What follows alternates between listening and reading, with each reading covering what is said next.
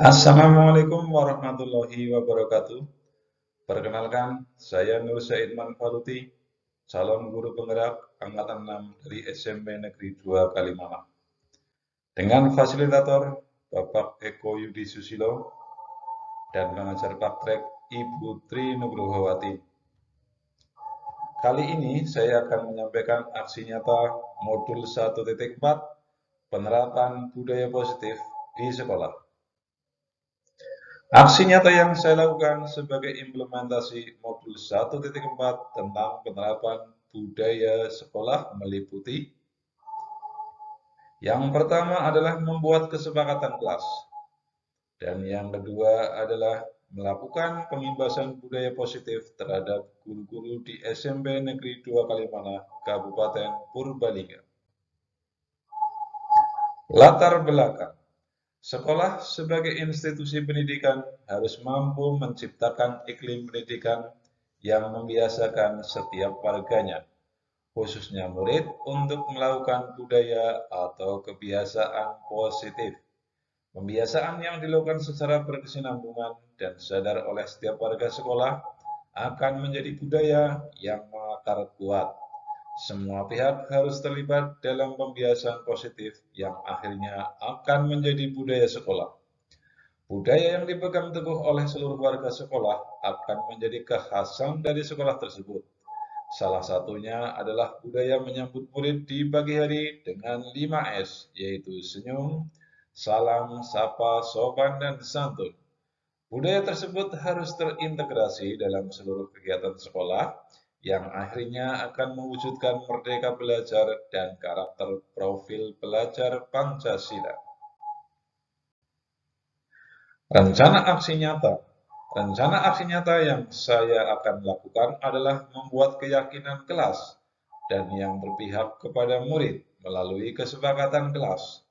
Selain itu juga melakukan kegiatan pengimbasan kepada rekan sejawat, yaitu Bapak dan Ibu guru dan karyawan SMP Negeri Kalimalang secara langsung di sekolah bersama-sama menerapkan budaya positif di lingkungan sekolah. Tujuan. Tujuannya adalah yang pertama menumbuhkan budaya positif dengan kesepakatan kelas. Yang kedua adalah menginternalisasikan nilai-nilai profil pelajar Pancasila pada diri peserta didik dalam kegiatan pembelajaran intra dan ekstrakurikuler. Tolak ukur. Budaya positif menyambut murid dengan 5S dikatakan berhasil jika murid hadir tepat waktu, bahkan tiba lebih awal di sekolah sebelum pukul 06.30 waktu Indonesia Barat. Yang kedua, murid secara intens saling berinteraksi dengan sesama teman-temannya dan Bapak Ibu guru serta karyawan sekolah saat melaksanakan 5S, senyum, sapa, salam sopan, dan santun saat tiba di sekolah.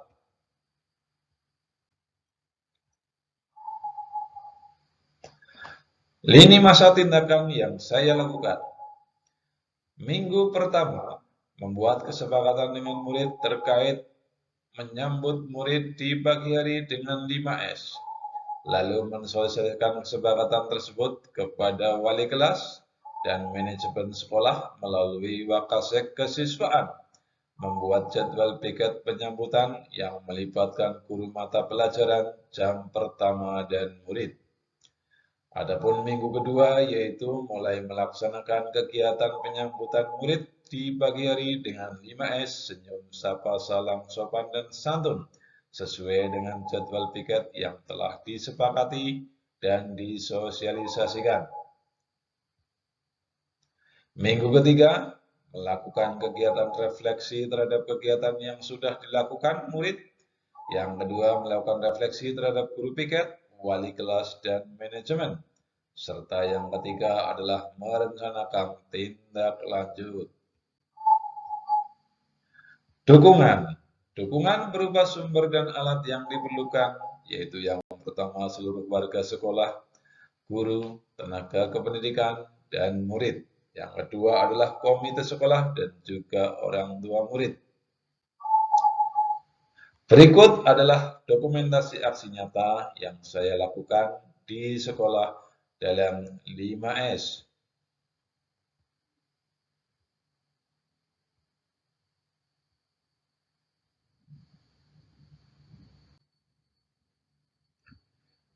Kemudian adalah dokumentasi aksi nyata saya, yaitu budaya positif bersama guru dan karyawan SMP Negeri 2 Kalimana sebagai berikut yang saya laksanakan pada hari Sabtu 4 November tahun 2022 adalah sebagai berikut. Bismillahirrahmanirrahim. Assalamualaikum warahmatullahi wabarakatuh. Waalaikumsalam. Alhamdulillahirabbil alamin. Wassalatu wassalamu ala asyrofil anbiya'i wal mursalin wa ala alihi wa ashabihi ajmain. Asyhadu an la ilaha illallah wa asyhadu anna Muhammadan abduhu wa rasuluh. Allahumma shalli ala Muhammad wa ala ali Muhammad. Amma ba'du. Bapak, Ibu guru SMP Negeri 2 Kalimana yang saya hormati, yang pertama, marilah kita senantiasa bersyukur kepada Allah Subhanahu wa Ta'ala yang telah memberikan kepada kita karunia, kesehatan, hidayah, dan barokahnya dan lain sebagainya, sehingga kita semua juga diberi kesehatan, sehingga pada siang hari ini, walaupun jam pelajaran sudah selesai dan Bapak Ibu sudah waktunya untuk mundur, Bapak Ibu masih sempat menyempatkan untuk hadir di sini dalam rangka aksi nyata saya sebagai calon guru penggerak angkatan ke-6 ini, yaitu tentang aksi nyata modul 1.4 budaya positif. Selanjutnya, salawat dan salam semoga tetap tercurah kepada junjungan kita Nabi Muhammad SAW serta para keluarga, sahabat dan juga umatnya, sehingga kita semua kelak akan menanti atau menantikan syafaatnya di hari kiamat. Dan mudah-mudahan kita semua mendapatkan pahala. Bapak Ibu yang saya hormati, sebagaimana pada pertemuan ini adalah yang kedua kalinya, di mana pada budaya positif yang pertama kita laksanakan secara daring, dan ini sudah pada pertemuan yang kedua di ruang kolaborasi bisa dilaksanakan secara luring.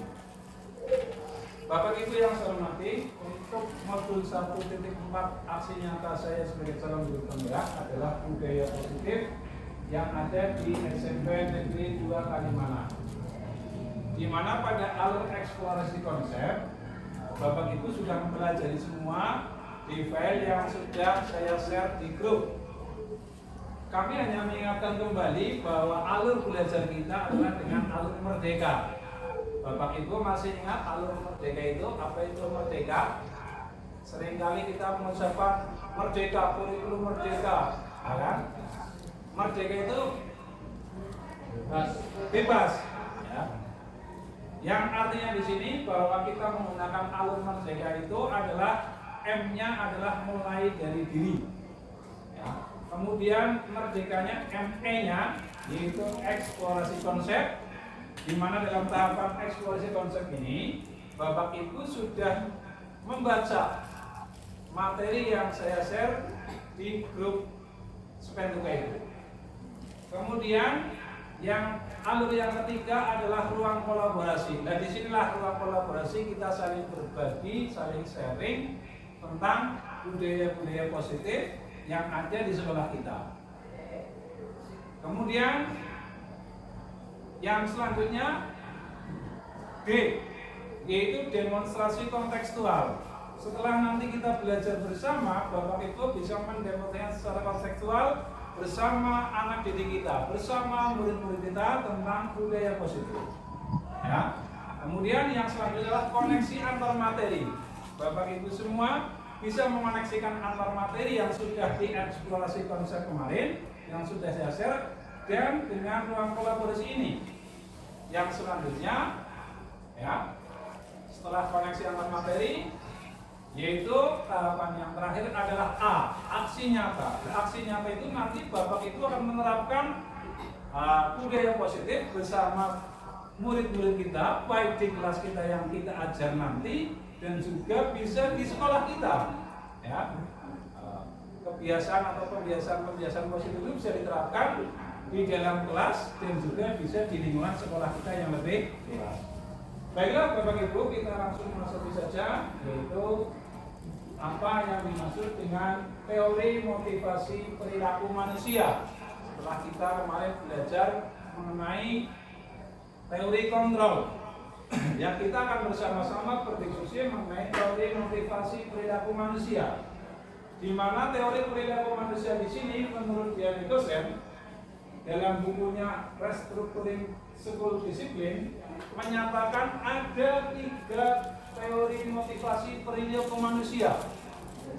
3 perilaku manusia itu terdorong oleh 3 motivasi, maksudnya. Yang 3 motivasi itu 2 dari luar atau eksternal, yang ketiga adalah dari diri atau dari internal. Yang dari sendiri-sendiri, dari internal yang diharapkan nanti yang menjadikan cikal bakal budaya positif yang bisa terlahir dari diri kita semua dan juga dari murid-murid kita. Sekarang kita lihat yang pertama, bahwa teori motivasi perilaku menurut dosen tadi ada 3. Mengapa manusia itu melakukan suatu aktivitas? Yang pertama adalah untuk menghindari ketidaknyamanan atau untuk menghindari hukuman. Nanti akan kita jelaskan satu persatu. Jadi misalnya kita semua hadir di sekolah kemudian menggunakan Tinder baik jari maupun muka. Kenapa kita seperti itu? Apakah kita ini untuk menghindari kenyamanan atau menghindari hukuman, atau ada imbalan dari orang lain agar kita mendapat pujian, ya? Atau yang ketiga itu adalah untuk menghargai dirinya kita sendiri semuanya. Jadi 3 yang kita laksanakan itu bisa dilihat dari 3. Nah, kita nanti masuk dalam kelompok yang mana akan kita pelajari bersama-sama, ya. Misalnya kita semua Bapak Ibu ketika piket 1 minggu sekali menjemput siswanya yang baru datang dengan mengucapkan dengan pembiasaan 5S itu, ya. Nah, kita membiasakan itu apakah ada dari luar tadi karena untuk menghindari hukuman, atau ingin mendapatkan pujian orang lain, atau timbul dari hati kita sendiri sehingga menjadi sebuah kebiasaan positif. Nah, kita satu persatu yaitu mengenai tadi untuk menghindari ketidaknyamanan. Jadi apa yang kita laksanakan, misalnya dengan menggunakan pinjer tadi, misalnya hanya sebagai contoh ya, salah satu contoh. Kita kan setiap pagi pinjer, kemudian bisa juga dengan menggunakan pajak, bisa juga dengan menggunakan santika ya yang kita miliki. Nah, kita setiap hari seperti itu. Nah, di dalam kita melaksanakan itu, apakah kita itu melaksanakan karena kita tidak nyaman? Nah, saya nanti kalau terlambat 5 menit, ya, saya dihukum, atau saya tidak enak dengan teman-teman, atau saya tidak enak dengan bapak ibu kepala sekolah, dan lain sebagainya. Nah, kalau kita melaksanakan seperti itu, masih seperti itu, berarti kita di dalam melaksanakan pinjam tadi adalah karena untuk menghindari hukuman atau menghindari ketidaknyamanan. Dan itu berarti yang kita laksanakan adalah motivasi eksternal. Ini yang saya sampaikan dari teorinya dosen tadi, ya, bukan dari saya meneruskan. Kemudian yang kedua tadi, kita lihat ada beberapa tulisan. Jadi kalau kita melaksanakan karena untuk menghindari hukuman, atau apa yang akan terjadi bila kita itu merasa tidak nyaman jika terlambat, ya, misalnya Pak Menteri sendiri ya, atau ini jam 7 lebih 5 menit, ya, atau saya jam 7 kurang seperempat, gosip lari. Dan saya melakukan itu dalam rangka untuk supaya saya nyaman, tidak ditegur oleh Bapak Kepala Sekolah, tidak ditegur oleh Ibu Kepala Sekolah, menghindari dari hukuman sehingga sertifikasi saya penuh cairnya misalnya.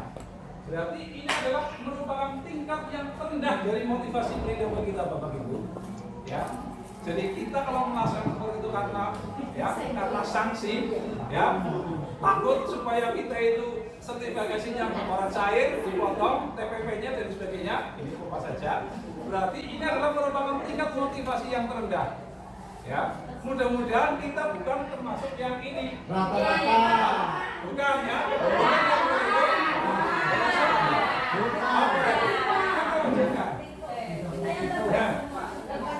Ini kita, nanti kita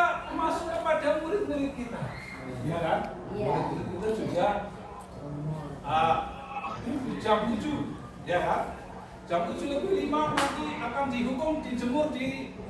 Ini kalau misalnya murid-murid yang punya motivasi seperti itu berarti adalah merupakan salah satu tingkatan perilaku yang terendah. Nah, ini yang kedua. Kita lanjutkan. Yang kedua, untuk mendapatkan imbalan atau misalkan hadiah. Jadi kita belajar, ya, misalnya Pak Guru, saya sendiri misalnya membuat puisi, membuat PTK agar saya naik pangkat begitu, berarti itu barangkali motivasi yang kedua, ya, ingin mendapatkan imbalan atau hadiah supaya bisa saya naik pangkat. Ya, tapi akhirnya saya menulis, Bapak Ibu menulis itu karena nanti motivasi yang ketiga dari dalam diri kita sendiri, bukan karena imbalan.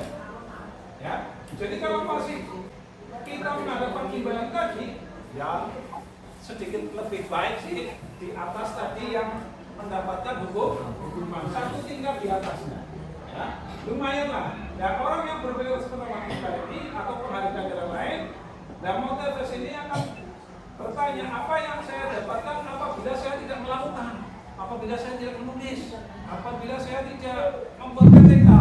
Wah, orang naik pangkat ya. Nah, ini berarti adalah motivasi juga eksternal. Nah, sekarang yang ketiga, untuk menghargai diri sendiri. Jadi kita nulis, kita datang tepat waktu, ya, dan lain sebagainya. Tapi ini adalah untuk menghargai diri kita sendiri, ya, menghargai diri kita sebagai seorang profesionalisme guru di dalam mengembangkan dirinya, di dalam mempublikasikan ilmiahnya kita nulis, ya kan? Ini untuk menghargai dirinya kita sendiri, bukan karena kita ingin mendapatkan imbalan biar dapat angka dari 4, ya, dan lain sebagainya, termasuk kegiatan dan ya. Nah, ini karena kita panggilan dari dalam hati kita yang itu menjadi sebuah kebiasaan. Misalnya Pak Satap di sini melaksanakan pengembangan diri, mau naik ke 4A kan 4 pengembangan diri sudah cukup, ya. Tapi Pak Satap sekarang sudah mengumpul 6 dan besok masih kalau ada tingkat mau ikut lagi, berarti ini sudah termasuk dalam motivasi menghargai dirinya kan diri, ya. Jadi melaksanakan satu karena nilai-nilai yang mereka yakini dan dihargai, melakukannya karena ingin menjadi orang yang melakukan nilai-nilai mereka yang diyakini tersebut, yaitu menjadi sebuah disiplin yang positif, menjadi kebiasaan yang positif, bukan karena tadi motivasi mendapatkan hukuman. Oh, orang pengembangan diri berarti orang naik pangkat, berarti kan seperti itu, berarti motivasi mendapat hukuman. Melo nulis dan sebagainya biar saya mendapatkan naik pangkat, berarti ini mendapatkan penghargaan. Duanya kita tinggalkan, tapi kita beralih kepada yang ketiga, yaitu motivasi internal dari dalam diri kita, dari dalam diri sendiri, agar tercipta disiplin positif di dalam diri kita yang bisa nanti kita tularkan, kita bagikan kepada murid-murid kita.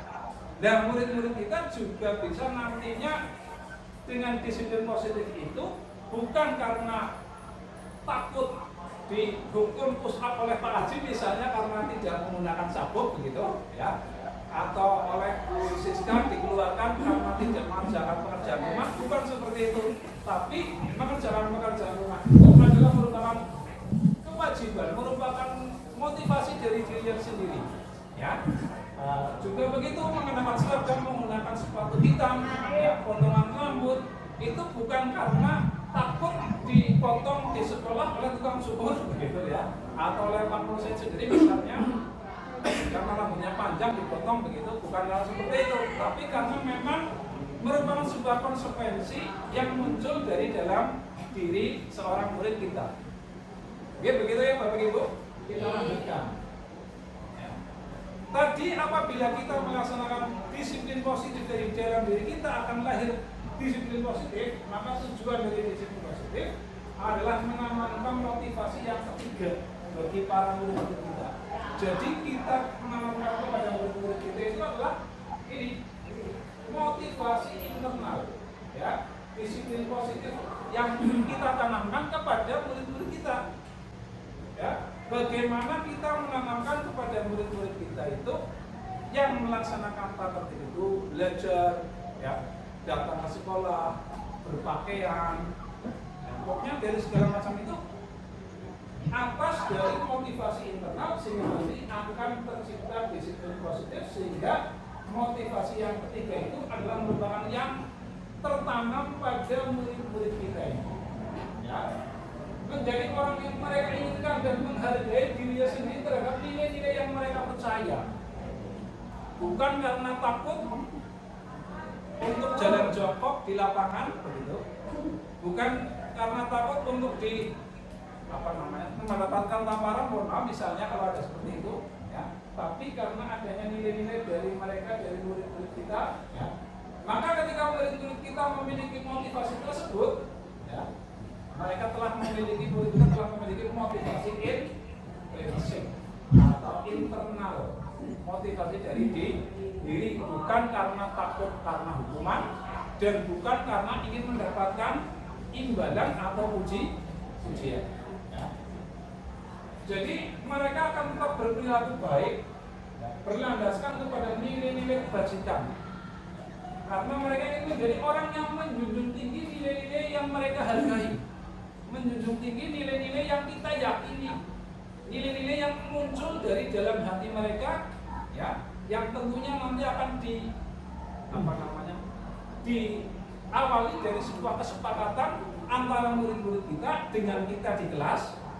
Misalnya kita menghargai waktu, misalnya kita di kelas 9A, ya, kesepakatan pelajaran IPS, ya, menghargai waktu. Berarti semua, baik gurunya, saya sendiri sebagai IPS, dan murid-murid saya di 9A tadi harus menghargai waktu, ya. Tidak ada anak yang terlambat 5 menit, ya. Ketika pelajaran saya begitu juga partner saya tidak akan terlambat 5 menit ketika hadir di 9A. Bila perlu 5 menit sebelum sudah ada di depan pintunya, ya. Misalnya seperti itu. Nah, berarti itu adalah motivasi intrinsik yang nanti akan menjadi nilai-nilai yang kita hargai bersama. Maka di dalam kelas, di dalam kita pelajaran, kita bentuk kesepakatan kelas antara kita sebagai guru mata pelajaran dan juga dengan murid-murid kita pada pelajaran kita itu di tingkat kelas. Kemudian di tingkat sekolah juga kita sepakati kesepakatan sekolah yang nantinya akan diyakini oleh seluruh warga sekolah, oleh kepala sekolah, oleh bapak ibu guru dan karyawan, oleh murid-murid kita. Dibuat kesepakatan, kemudian menjadi keyakinan kita bersama yang kesemuanya itu akan menjadikan nilai internal, sehingga sudah tidak ada lagi bapak ibu guru ngomong ayo gitu ya. Sudah tidak ada lagi bapak ibu yang misalnya memerintah jalan jongkok karena tidak melaksanakan sholat gitu. Tapi itu karena sudah termotivasi secara internal, tidak akan terjadi seperti itu. Caranya itu tadi, yaitu dengan mengadakan kesepakatan kelas yang nantinya akan ditingkat menjadi sebuah keyakinan kelas, dan juga kesepakatan sekolah yang nantinya akan menjadi sebuah keyakinan sekolah, atau sering kita masih menggunakan adalah tata tertib sekolah. Nanti akan kita bahas. Jadi ke depan kita itu, sekolah-sekolah kita itu adalah adanya keyakinan sekolah, keyakinan kelas. Sudah bukan lagi tata tertib, tapi adalah keyakinan yang itu adalah disepakati secara bersama, ya, mengambil dari apa peserta didik kita disepakati bersama, yang itu nanti akan menjadi sebuah keyakinan. Ini yang saya dapat di dalam guru penggerak, ya, yang mengambil dari daunnya dosen tadi, ya. Nanti ke depan kita akan seperti itu, dan mas saya akan mengajak kepada bapak ibu semua. Kalau bapak ibu mau, kalau tidak ya kembali ke seperti biasa, tata tertib ya nggak apa-apa. Saya sudah menyampaikan, seperti sudah dukun pak wajiban, cara bersabar kan begitu agamanya, ya. Kita wajibnya menyampaikan, diterimanya alhamdulillah, tidaknya tidak apa-apa. Ya maaf sir, lanjutkan. Yang jadi pertanyaan adalah bagaimana cara kita sebagai guru untuk menanamkan disiplin positif kepada murid-murid kita. Ya. Bagaimana caranya? Sebagai seorang guru, saat kita hadir ini sebagai contoh saja. Saat kita kita hadir mengajar di kelas tepat waktu, ya, maka motivasi apa yang mendasari tindakan kita? Apakah Anda datang tepat waktu karena tidak ingin ditegur oleh ibu kepala sekolah atau bapak kepala sekolah, begitu, ya, atau oleh guru piket, ya, atau yang jelas atasan kita, atau mungkin ingin mendapatkan pujian, ya, sehingga menjadi guru mulia, begitu yang pernah saya oleh guru mulia. Berarti pujian itu, ya, atau karena motivasi dari diri kita untuk menghargai diri kita sendiri. Maka ini adalah pada hati kita masing-masing, dan jawabannya ada pada hati ibu, bapak ibu semuanya. Kalau saya mau menanyakan satu persatu kepada Pak Sata, coba ya saya Pak enak. Ya, ada di hatinya Pak Sata sendiri, ada hatinya Bu Siska dan sebagainya. Mari kita merenungkan bersama, ya, bahwa saat kita hadir di ruang kelas kita tepat waktu, ya, itu adalah merupakan suatu hal yang bukan karena tekanan, bukan karena ingin mendapatkan pujian, tapi betul-betul karena dari diri kita, sehingga kita menjadi sebuah orang yang merdeka tadi. Jadi merdeka belajar itu maksudnya seperti itu.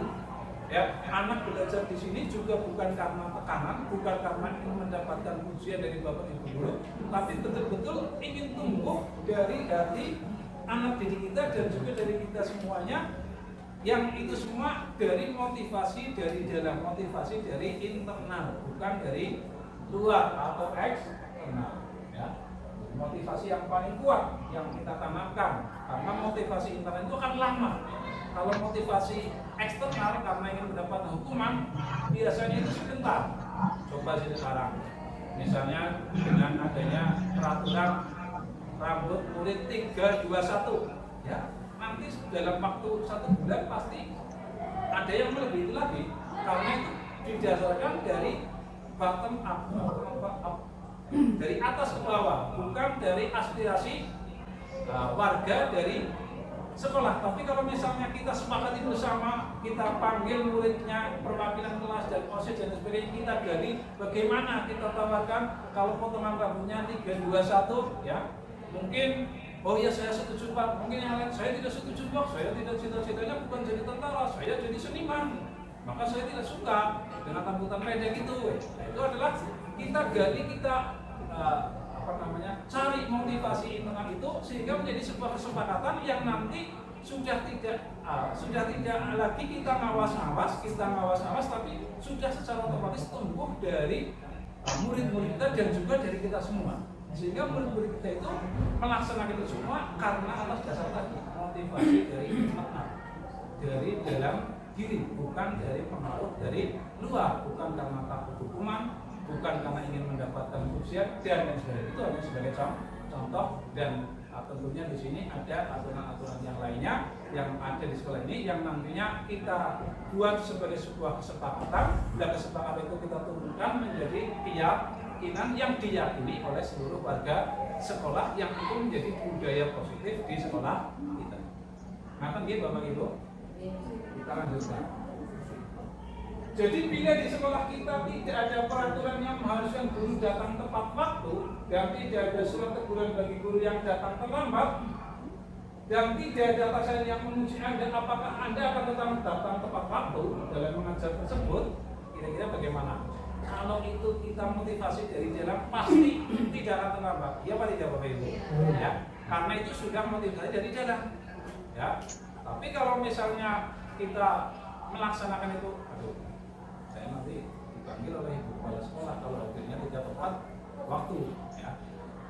Nanti saya dilaporkan oleh wakil kurikulum kepada ibu kepala sekolah, Pak si A masuk kelas 9A, ini 1 jam kosong. Nah, ini berarti melaksanakannya itu karena ada motivasi dari luar, ya, karena takut tadi ketidaknyamanan. Ya, kalau kita kan tidak nyaman, jadi tidak nyaman. Coba kalau Bapak Ibu misalnya saya dipanggil oleh ibu kepala sekolah karena dibina, pasti menjadi tidak nyaman. Nah, berarti kalau kita masih tidak nyaman, berarti itu adalah motivasi dari eksternal. Nah, tentunya kalau itu adalah tumbuh sebuah keyakinan bahwa kita adalah mengajar adalah sebuah kewajiban, ya, menuntun anak didik kita ya, menebalkan garis-garis yang sudah ada pada anak-anak kita. Jadi anak-anak kita sebenarnya itu sudah ada bakat-bakat yang terpendam yang ada pada diri anak-anak kita. Tugas kita hanya menebalkan, mengarahkan. Jadi kalau ada anak didik kita lagi bersalah, berarti itu ingin dikontrol oleh kita, ya, agar kita menuntun itu supaya lurus. Ya, sebagai kami ini Pak Eka yang masih punya anak kecil kan pasti nuntun anaknya. Saya ingat ya.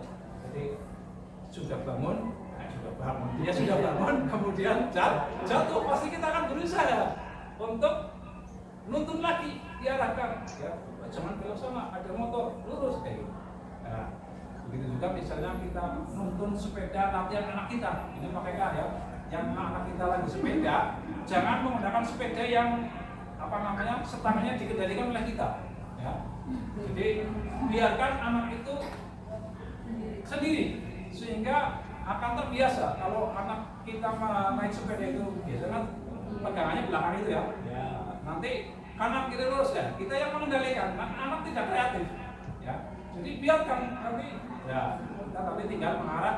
Ibaratnya seperti itu. Demikian juga dengan murid-murid kita, ya, yang ada di kelas-kelas kita, di dalam pelajaran kita, ya, yang ada di dalam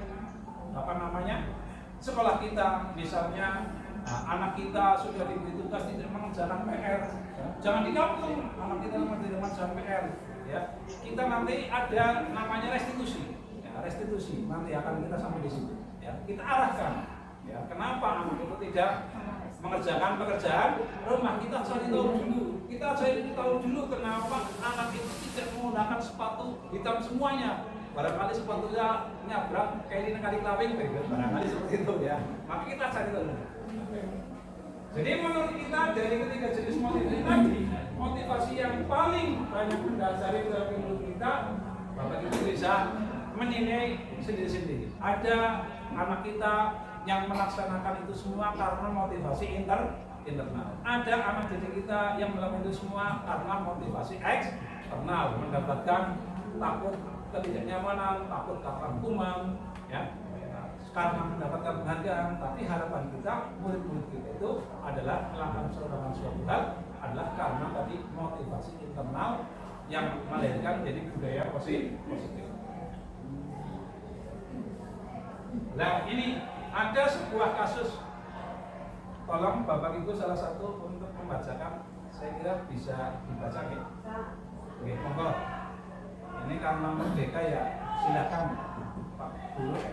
Saya tidak akan menunjuk si A si B-nya. Pak Guru. Oke. Pak Heri. Monggo. Terima kasih. Betul. IPA kurang menguasai pelajaran matematika. Assalamualaikum warahmatullahi wabarakatuh. Diinformasikan kepada Pramuka pada kelas 8 SMP Negeri 2 Kalimantan untuk segera menuju ke lapangan upacara. Sekali lagi informasikan kepada Pramuka penggalang kelas 8 SMP Negeri 2 Kalimantan untuk segera menuju ke lapangan upacara. Terima kasih. Wassalamualaikum warahmatullahi wabarakatuh. Tinggal nasinya apa semua ya? Sudah. Nah, di PMM itu ada bukti karya. Nanti videonya kan kita unggah di bukti karya. Ya, monggo Pak Oke, ya. IPA kurang menguasai pelajaran matematika, sehingga pada saat pelajaran tersebut berlangsung, dia lebih banyak berdiam diri atau menggambar di buku pelajarannya. Nah, pada saat guru matematikanya Pak Sero menanyakan pertanyaan, IPA menjadi gugup dan tak sengaja menjatuhkan tasnya dari kursi, serta tiba-tiba menjadi gagap pada saat berupaya menjawab. Seluruh kelas pun tertawa melihat perilaku IPA yang bicara gagap dan terkejut tersebut. Pak Seno pada saat itu membiarkan teman-teman IPA menertawakan IPA yang gagap dan malu luar biasa. Dan malahan minta IPA untuk maju ke depan dan berdiri di depan kelas sambil menunjuk hidungnya karena tidak bisa menjawab pertanyaan Pak Seno. Kelas semakin gaduh dan anak-anak pun tertawa melihat IPA di depan kelas hingga ujung hidungnya. ya, ini ada sebuah peristiwa. Contohnya tadi IPA tidak suka pelajaran matematika dan Bapak Ibu sudah mencermatinya. Kita lanjutkan. Ya, Dari kasus tadi, apakah kita setuju dengan tindakan Pak Seno tadi? Coba salah satu, Bu Siska, gimana? Tidak setuju, Pak. Mengapa tidak setuju? Karena itu kan mempermalukan anak ya. Mempermalukan anak. Jangan kalau ya jangan dihukum seperti itu, mempermalukan anak. Oh, iya. Yang kedua, coba yang kedua Bu Yuni. Yang kedua, berarti tidak memperhatikan hak guru. Iya. Yang pertanyaan kedua, tadi kan kasusnya Pak Seno mengajar matematika. Si Iva itu tidak suka pelajaran, sehingga ketika pelajaran menggambar, terus tiba-tiba ditunjuk oleh Pak Seno. Iva gugup, tidak bisa. Terus Iva langsung maju, tapi di situ sambil ditunjuk-tunjuknya hidungnya, sehingga anak-anak yang lain tertawa menerima Iva. Nah ini menurut Anda, menurut Bu Yuni tadi, tindakan Pak Seno itu adalah sebuah hukuman atau sebuah konsekuensi? Itu hukuman. Hukuman. Alasannya bagaimana? Kenapa? Kalau konsekuensi itu kan ditanya dulu. Oh iya. Kenapa kamu tidak konsentrasi? Ya. Kenapa kamu memilih juga? Ya. Apakah suara saya minimal Pak Seno introspeksi dulu? Apa suara saya tidak bisa kamu dengar? Ya. Atau kamu sulit mendengar? Kalau sulit mendengar diberi solusi. Itu kalau mungkin seperti itu. Ya, terima kasih Bu Yuni. Kita es breaking sebentar, nggih? Walaupun kita sudah sore, kita tetap pagi. Semangat pagi.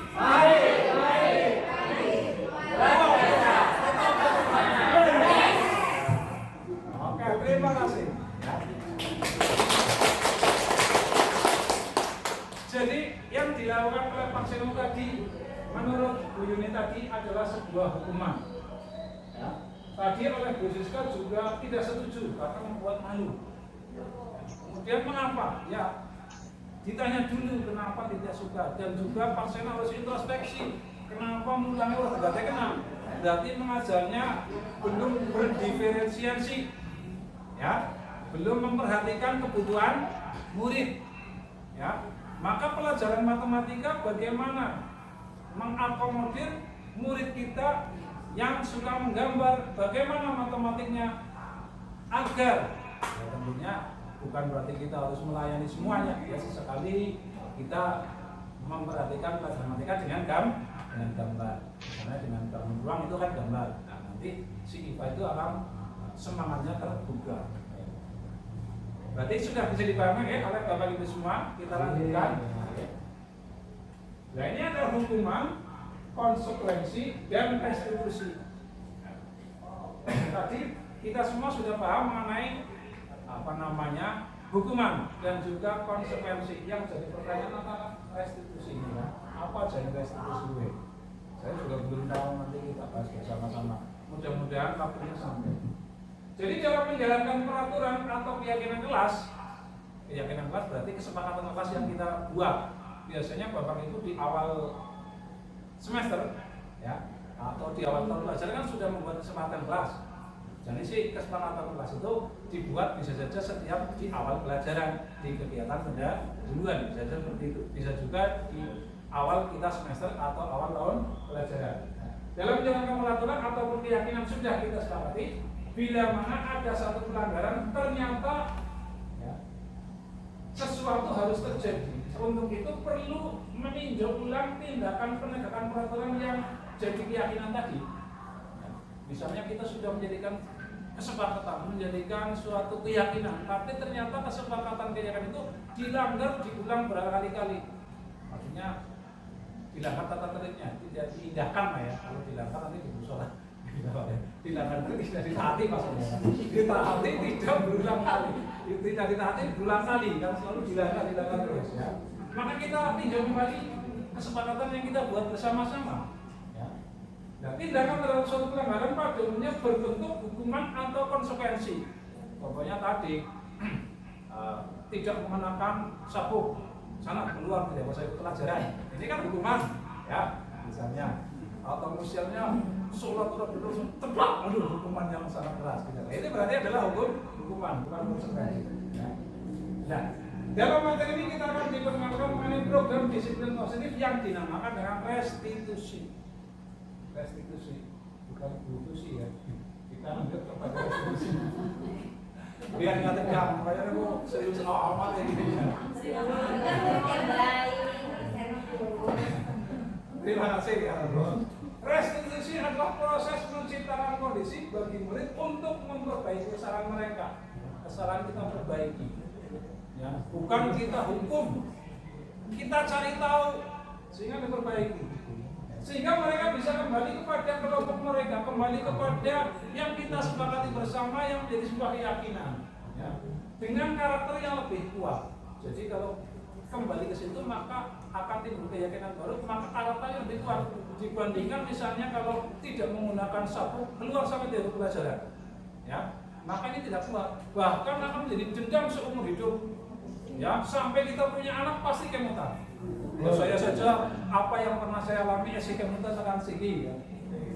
Ya apa tidak? Bapak Ibu pasti di dalam sekolah masih teringat hal yang paling menyakitkan dan hal yang paling menyenangkan. Ya, iya apa tidak Bapak Ibu? Bapak Ibu guru ini kita, ya, itu pasti seperti itu.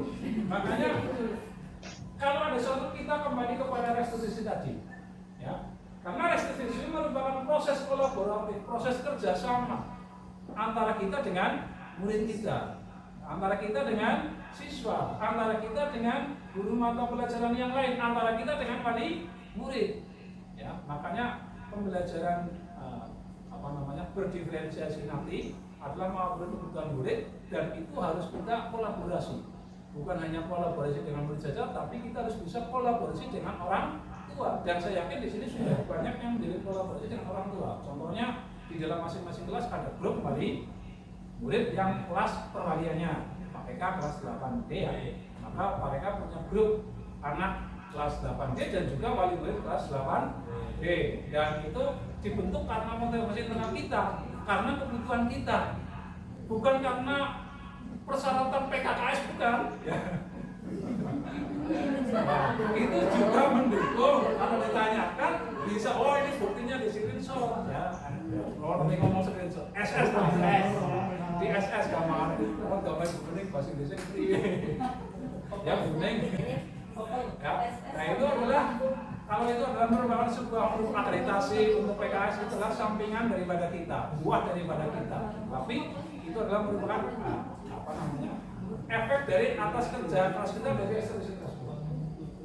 Jadi restitusi adalah mencari solusi masalah, membantu murid berpikir tentang orang seperti apa yang mereka inginkan dengan bagaimana mereka harus memperlakukan orang lain. Ini menurut dosen tahun 1996 udah lulus S1 ya, lulus 96. Saya belum lagi. Tahun masa. Maka sebelum kita bahas lebih mendalam tentang restitusi, kita perlu bertanya dulu, adakah perbedaan antara hukuman dan konsekuensi? Ada perbedaan apa tidak antara hukuman dan konsekuensi? Mirip ya? Mirip boleh. Bila berbeda, apa perbedaannya, saudaranya? Nah, kita lihat dulu coba. Nah, ini contoh. Kalau misalnya kita itu dengan menggunakan hukuman, itu adalah merupakan identitas yang gagal. Jadi kalau kita menggunakan hukuman adalah merupakan kegagalan bagi kita. Ini menurut tahunnya dosen tadi loh ya, saya yang menyampaikan ini, bukan menurut saya. Ya. Yang ini juga dikembangkan oleh Kemendikbud SDIK yang kita gunakan nanti dalam kurikulum merdeka, bahwa kalau di dalam sekolah merdeka juga sekolah penggerak, guru penggerak dan sebagainya. Jadi kita semua sebenarnya adalah guru penggerak dan sekolah kita nanti semuanya akan menjadi sekolah penggerak. Nah, kalau kita misalnya masih menerapkan hukuman, berarti identitas kita adalah merupakan gagal. Karena hukuman apa? Kenapa dikatakan? Adalah sesuatu yang menyakitkan. Pasti hukuman menyakitkan apa tidak? Konsekuensi sesuatu yang harus terjadi. Ya tadi contohnya misalnya pelajarannya saya sudah diberi tugas untuk membuat peta. Orang dalam peta, wes iki kok dalam peta ping 10. Nah ini adalah konsekuensi. Kan harus terjadi, mau tidak mau dalam peta ping 10. Itu itu mau ya mencoba kayak gitu di luar ikut pelajaran, ini konsekuensi ya. Nah, restitusi kita cari penyebabnya, kita koordinasikan, kita kolaborasikan dengan kita, menggali kenapa Mas Heri tidak mengajarkan peta yang sudah Pak tugaskan hukuman Mas Heri. Nah, nanti kita gali malas. Berarti kalau malas ada sesuatu dengan saya sendiri. Berarti saya dengan pelajaran IPS tidak menjadikan semangat bagi anak-anak, menjadi malas. Koreksi, refleksi di dalam kita melaksanakan pembelajaran itu fungsinya. Ya. Maka hukuman tidak nyaman untuk murid dan juga untuk anak jangka waktu yang panjang. Ya tadi panjang. Tadi kan saya sudah menanyakan kepada bapak ibu semua hal yang paling menyakitkan dan menyenangkan sampai kita sekarang masih ingat karena hukuman itu memang panjang. Konsekuensi juga tidak nyaman bagi murid tadi. Waktu menu pelajaran berikutnya misalnya sudah masuk globalisasi, itu mengharap peta Amerika 10 kali. Kan jadi anak itu tidak nyaman. Dalam jangka waktu yang pendek tadi, yang pada waktu sudah dongeng wis melu apa tadi materi globalisasi, tapi dianya karena tadi konsekuensi ini masih mengharap peta Amerika. Ya. Nah, kalau restitusi akan menguatkan bagi murid kita jangka panjang, kita gali sehingga anak itu bisa mau mengerjakan, maka akan terjadi kolaborasi dengan kita dan akan menjadi hubungan yang nyaman sehingga akan nyaman. Kalau misalkan hukuman korban mendapatkan keadilan misalnya, ya tadi terjadi perkelahian misalnya. Si A dijotos oleh si B, ya. Si B yang jotos tadi dihukum, ya. Korbannya kan si A, si A tadi mendapatkan keadilan. Tapi korban bisa diabaikan, korban mendapatkan keadilan. Nah, inilah perbedaan antara identitas gagal dan identitas sukses. Kalau kita bisa menjadikan sebuah restitusi, maka adalah merupakan suatu identitas yang sukses bagi kita dan juga bagi murid-murid kita.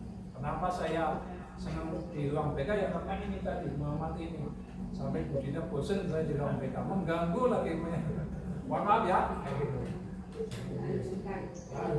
Kita sudah paham ya. Lanjutkan lagi. Nah, berdasarkan tabel tadi yang sudah kita lihat bersama-sama, di atas kan kosong. Ini salah tulisan sebenarnya. Maksudnya berdasarkan tabel tadi, maka kita bisa menyimpulkan bahwa hukuman bersifat tidak terencana atau tiba-tiba. Anak atau murid tidak tahu apa yang akan terjadi dan tidak dilibatkan. Maka hukuman bersifat satu arah dari kita, ya, bukan dari murid. Dari pihak guru yang memberikan hukuman dan murid hanya menerima. Ya betul ya betul, namanya betul buat pelajaran. Garap dia garap peta, ya kan? Jadi satu arah. Hukuman yang diberikan bisa berupa fisik maupun psikis atau bahasa Pak Alfinya bullying apa bullying lah ya, psikis itu verbal ya. Murid atau anak disakiti oleh satu perbuatan fisik, kalau verbal tadi dengan kata-kata ya. Sementara disiplin dalam bentuk konsekuensi sudah terencana atau sudah disepakati. Konsekuensi sudah disepakati. Kalau kalian tidak mengerjakan pekerjaan rumahnya Pak Guru, nanti mengerjakan 100 kali atau 10 kali. Nah ini kalau umumnya bentuk-bentuk konsep dibuat oleh pihak guru, oleh sekolah, ya kan? Konsekuensi kita yang buat, sekolah yang buat. Nah, pada konsekuensi murid tetap dibuat tidak nyaman. Jadi walaupun konsekuensi murid tetap tidak nyaman. Ya, yang paling tepat kita yang misalnya dengan ngobrol tersebut ya menggali. Ya. Jadi restitusi tadi menggali bukan untuk menebus, tapi kita mencari tahu dulu. Nanti akan keluar solusi. Ya, saya sering memperhatikan Pak Giri ini di dalam konseling anaknya ini sudah dengan restitusi. Pak Alvin juga begitu, budinya juga begitu. Tepuk tangan untuk. Jadi konseling ini bukan merupakan hal yang menakutkan, ya. Atau merupakan biasanya kan dulu image di BK kan polisi sekolah begitu ya, takut dipenjara. Kita tidak. Sebagai contoh, tindakan guru mencatat 100 kali kok. Ini bedanya tadi saya 10 kali gambar ya. Dalam dulu kalimat saya tidak akan terlambat lagi misalnya, karena terlambat ke sekolah. Misalnya kan pelajaran IPS, saya sudah di dalam kelas 10 menit si A baru datang. Kenapa kamu terlambat? Jangan diulangi ya, silakan membuat 100 kali tulisan seperti itu, tidak akan terlambat lagi. Maka ini kategori hukuman atau konsekuensi. Hukuman. Hukuman kalau itu belum menjadi sebuah kesepakatan. Tapi kalau itu menjadi sebuah kesepakatan adalah merupakan konsep yang tadi konsekuensi dan hukuman juga bukan hal yang disarankan. Lari mengelilingi lapangan 2 kali karena terlambat dari ke sekolah. Masih mending lari, kalau larinya jongkok, wah repot lagi. Hukuman atau restitusi. Maka Bapak Ibu bisa membedakan antara hukuman dan restitusi. Oh iya, konsekuensi. Maaf. Terima kasih koreksinya. Nah ini yang saya harapkan. Tadi tidak tertimbul ya. Saya lupa ya. Membersihkan coretan yang dibuatnya di meja tulis. Konsekuensi. Ya kita sering menjumpai kan meja-meja kita ya, tip X dan sebagainya banyak sekali ya. Atau di tembok juga begitu misalnya. Itu adalah konsekuensi. Murid diminta untuk push up 15 kali karena tidak melepaskan. Murid diminta push up 15 kali karena terlambat dalam pelajaran penjaskes. Maka ini konsekuensi. Mungkin kan sudah disepakati kan? Tapi kalau IPS ya berarti hukuman yang sangat hukum. Berjemur di lapangan basket pukul 12 siang karena mengobrol dengan teman.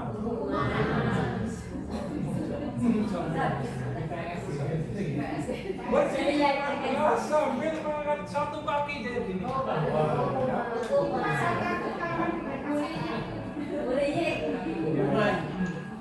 Jadi Bapak Ibu sudah tahu lah ya, kita semua jawab antara hukuman dan konsekuensi. Nah sekarang tadi yang kedua kan mendapatkan penghargaan. Dan di sini dikatakan dihukum oleh penghargaan. Penghargaan berarti merupakan hukuman. Apa sebenarnya ini? Nah, kita akan belajar tentang yang digunakan oleh Al-Fitran tahun 2004 ya.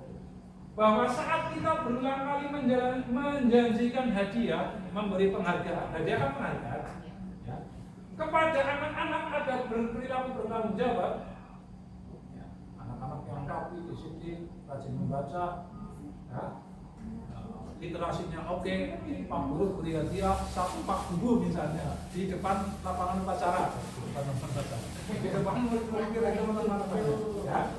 Atau kepada seorang murid agar mempelajari sesuatu yang baru, atau kepada seorang karyawan kepada kita agar melakukan pekerjaan yang berkualitas.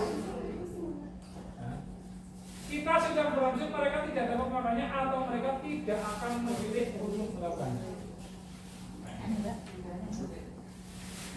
Kita lihat kasus Ibu Anas.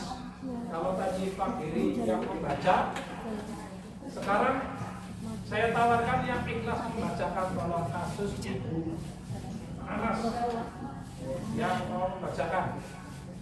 Bu Yuni, monggo. Tadi sudah lirik-lirik. Oh ya boleh maju. Sini nggak apa-apa di sini. Di depan ini.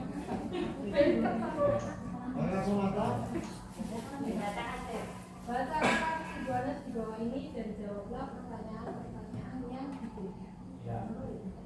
Ibu Anas, guru kelas 2 SD, masalah murid-muridnya tidak bisa berdiri antri di depan pintu kelas. Dan selalu berebutan masuk ke dalam kelas setelah jam istirahat.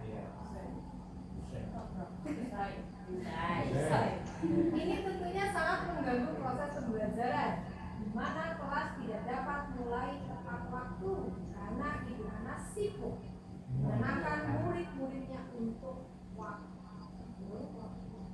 Cukup lama.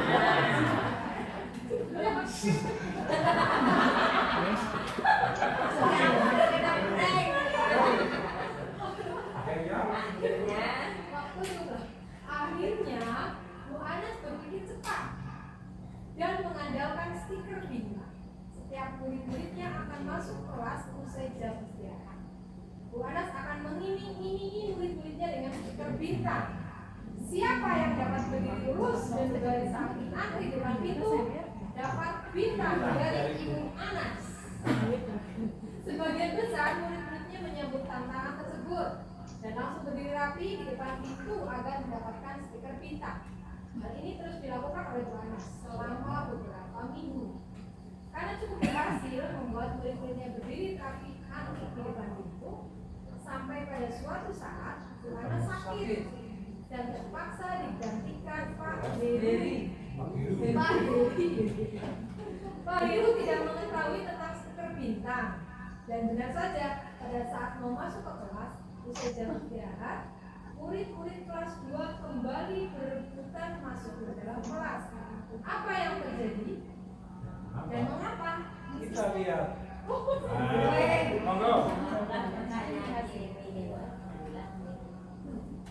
Nah, terima kasih kepada Bu ini. Aplaus dulu.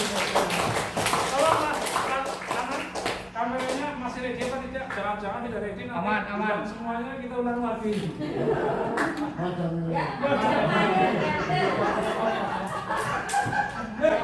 Berdasarkan teori motivasi tadi, Bu Anas kan memberikan bintang, ya kan? Berarti memberikan motivasi kepada anak agar anak itu mendapatkan penghargaan. Motivasi dari kira-kira apa motivasi murid kelas 2 bersedia berbintang? Ya, bintang tadi. Nah, apa akibatnya ketika Bu Anas sakit tadi digantikan oleh Pak Heru? Masuk, ternyata kembali seperti biasa. Berarti motivasi penghargaan itu sifatnya sementara, tidak langgeng, tidak lama. Jadi yang tepat itu tadi motivasi dari internal. Anak-anak kita sudah terbiasa menjadi budaya yang positif. Antri masuk kelas itu bukan karena tadi, bukan karena ingin mendapatkan bintang. Jadi kita harapannya juga seperti itu. Anak-anak, ketika kita membudayakan budaya 5S, bukan hanya ketika masuk gerbang saja 5S, tapi ketika di jalan ketemu dengan Bu Lilis, ketemu dengan Bu Safar, ketemu dengan Mbak Erlani, ya tetap Assalamualaikum Mbak Erlani. Dan ini harapannya seperti itu. Kita yakin bisa seperti itu? Mari kita bersama-sama. Jadi mereka yang tidak diajar oleh Pak Nur Said ini, kalau ketemu di jalan, lagi di depan kan, ya tetap menyapa. Tapi sekarang kan masih tidak diajar oleh Pak Nur Said, yang ketemu giggling boy. Nah ini berarti kita di dalam budaya positif itu belum bisa berhasil menjadi sebuah budaya positif baru sebatas ketika berangkat. Mudah-mudahan setelah ini kita akan menjadi budaya positif yang semuanya, dan itu harus perlu kolaborasi kita semuanya, ya. Bisa nggak Bapak Ibu? Ya.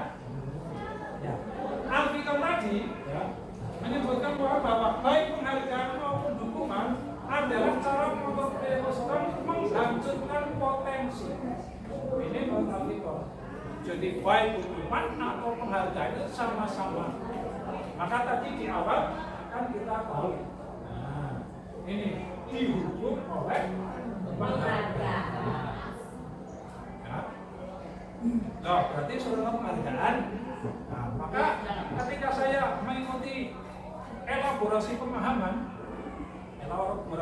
berarti setelah demonstrasi kontekstual menuju koneksi antar materi, di sebuah sekolah di Yogyakarta tingkat SMA, yang itu dari SMA tersebut, itu di situ sudah tidak ada hukuman, tidak ada penghargaan, tidak ada tempat sampah.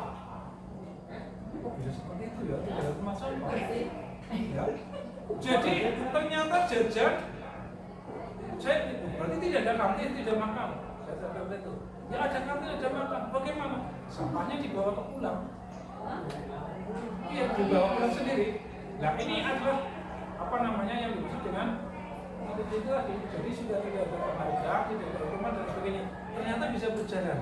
Nah, andai kata kita bisa studi diri ke sana.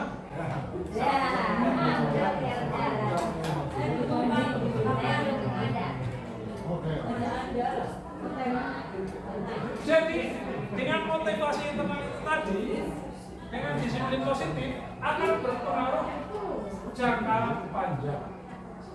Maka kita pengaruh jangka pendek dan jangka panjang. Penghargaan efektif jika kita menginginkan seorang melakukan sesuatu yang kita inginkan dalam jangka waktu pendek tadi. Dan tadi sudah dibuktikan oleh Ibu siapa tadi? Anas ya? Bu Anas dan Pak ketika digantikan ternyata ya, itu sudah bukan merupakan budaya musik. Penghargaan tidak efektif. Kenapa seperti itu? Adalah suatu benda yang atau peristiwa yang dibuat dengan persyaratan tadi. Ya, hanya ingin mendapatkan ya.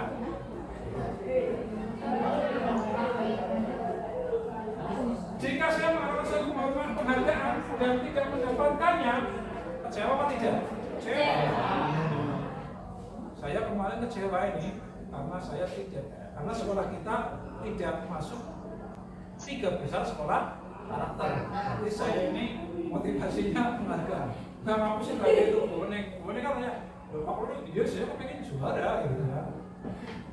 Kayak gitu, tapi ternyata kita tidak mendapatkan. Aduh, saya kecewa. Nah ini, maka penghargaan mengecewakan. Orang yang berusaha berhenti merokok atau orang yang berusaha diet menguruskan badannya sehingga tidak mau makan nasi. Dia kan pasti tidak berhasil. Tidak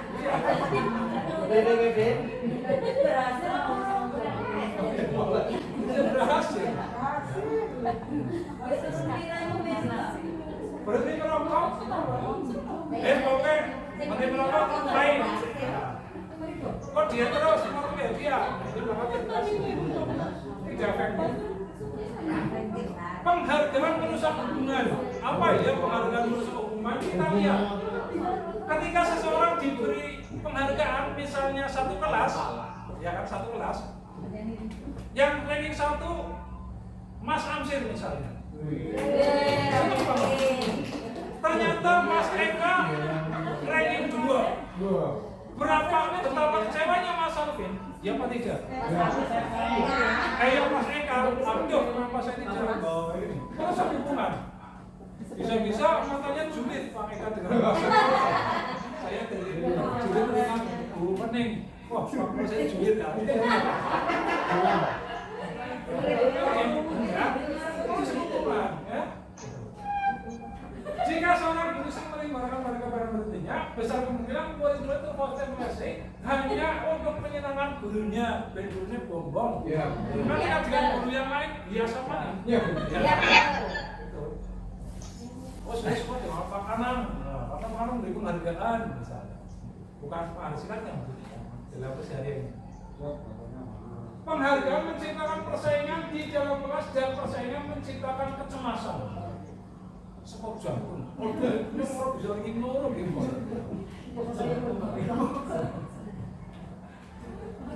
Iya, makanya dalam kurikulum 13 pun jadi sebenarnya tidak ada rankingnya. Tapi kita kadang-kadang masih menyebutkan ranking, walaupun di rapot sudah tidak ada. Karena orang tuanya takut. Kalau ketika anak saya di SDIT kemarin, jadi anak saya ranking berapa? Tidak ada ranking semuanya. Ya, cuma rankingnya. Dan ini juga ada suatu kisah ini yang menjadikan apa namanya bagi kita semua. Ya. Misalnya dengan tadi hukuman verbal. Ya. anak saya misalnya mengerjakan ulangan, tidak ngepek, tidak nyontek. Dan pengetahuan saya, anak saya itu tidak nyontek itu tidak melihat jawabannya.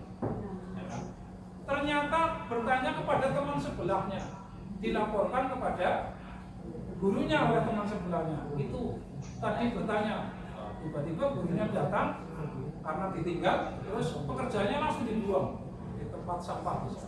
Nah ini adalah merupakan suatu hukuman yang tidak menjadikan tidak nyaman. Jadi ini anaknya orang tidak nomor mana nih, pindah. Salah satu contohnya. Kenapa tidak? Saya cari tahu kenapa anak-anak kenapa? Saya cari tahu, ternyata saya nggak mau ketemu dengan guru itu lagi. Kenapa? Ya karena waktu itu saya nggak nyontek, tapi dikiranya nyontek. Oh nyontek, dikiranya nyontek kan melihat biasa itu namanya nyontek sama saja. Tidak mau terima. Karena sudah tadi. Lembar jawabnya di kursus dimasukkan tempat sama. Ternyata kejadiannya sama dengan orang tuanya. Jadi orang tuanya ketika SMA saya itu ujian sekolah. Saya memberikan jawaban ke temannya kayak gini. Lah kan saya kan cewek. Itu kakinya kan deg-deg. Saya nggak canangnya nomor ini. Saya kayak gini aja. Kayak gini. Awasnya langsung keluar keluar ke tempat sampah. Terus ketika setelah ujian, saya masuk ke ruang guru. Boleh saya ambil lembar jawabnya? Tidak bisa, tetap tidak. Dan balas saya sudah minta maaf. Ternyata lah, perjuangan nambah. Rapotnya waktu nilai baik. Saya tidak waktu aja. Cuma rapotnya kosong termain pakai ya. Ternyata rapotnya keluar saja. Nah ini adalah salah satu contoh. Akan teringat sampai sekarang karena hukuman ya. Pasti Bapak Ibu juga punya hukuman yang lain atau yang paling menyenangkan yang lain. Kita lanjut kepada tadi merusak hukuman. Penghargaan itu sama aja dengan menghukum. Kenapa penghargaan hukum? Mereka tidak mendapatkan penghargaan. Misalnya dalam sistem ranking, mereka mendapatkan ranking kedua akan merasa paling dihukum. Tadi Pak Eka, ya. Mas Eka tadi saya contohkan. Ini ternyata di sini tadi di awal, dan ternyata berulang di sini. Merapal. Sudah ya kita lanjutkan. Nah ini gambarnya siapa? Konsep pendidikan Ki Dewantara. Jadi merdeka itu menurut Ki Dewantara artinya tidak hanya terlepas dari perintah, ya. Akan tetapi juga cakap untuk memerintah dirinya sendiri.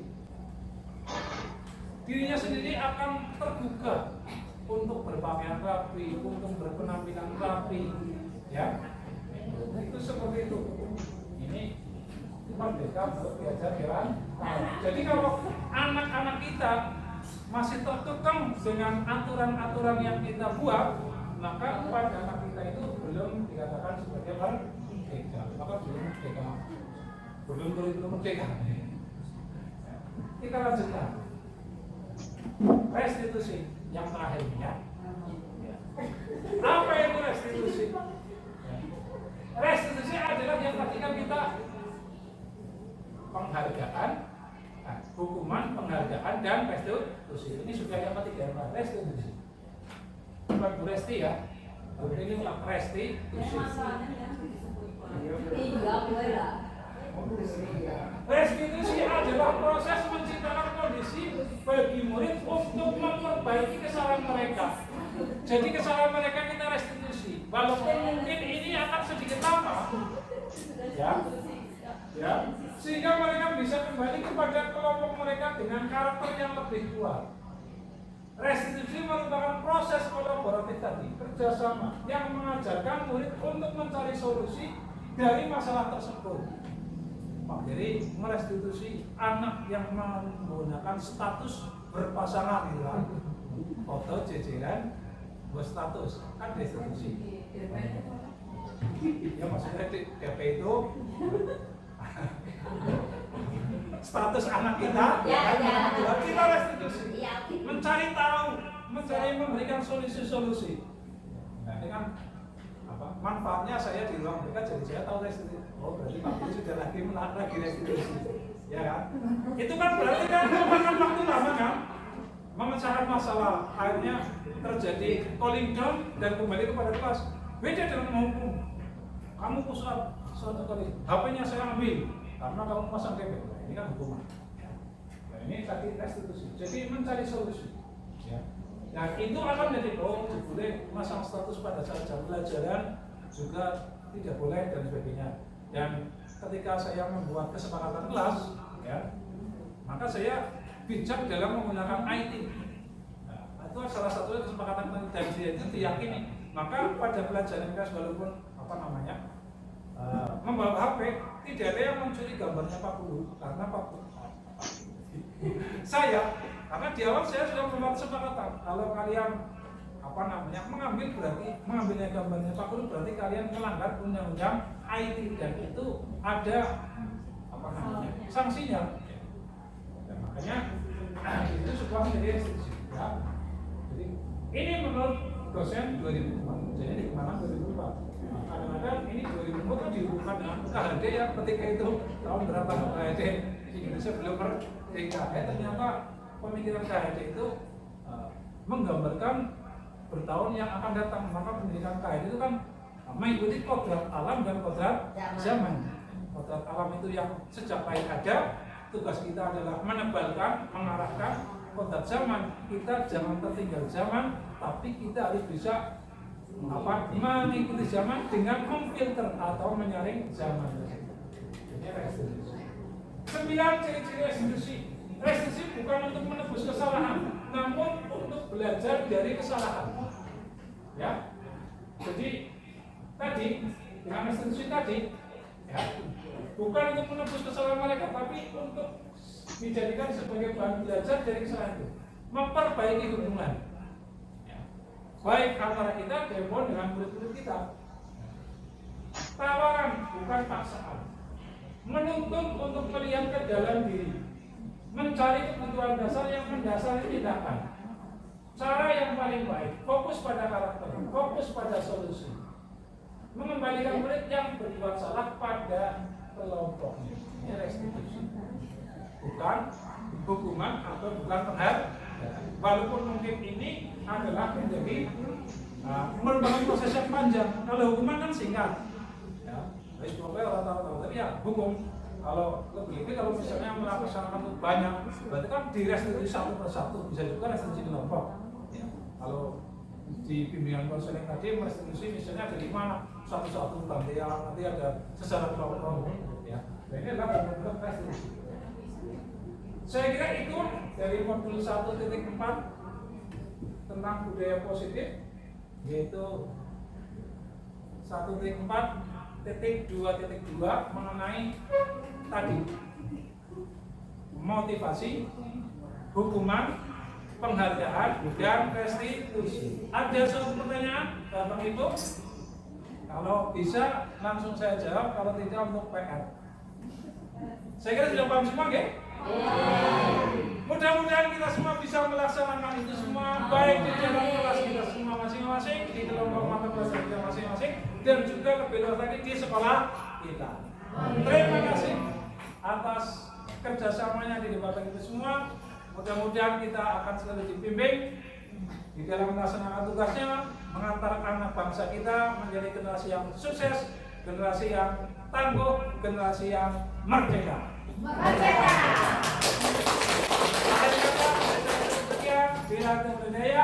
Wassalamualaikum warahmatullahi wabarakatuh. Waalaikumsalam warahmatullahi wabarakatuh.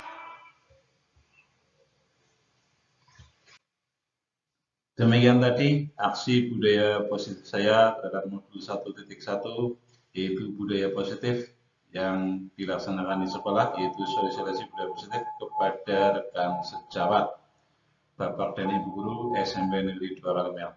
Terima kasih atas perhatiannya, kurang lebihnya mohon maaf. Assalamualaikum warahmatullahi wabarakatuh.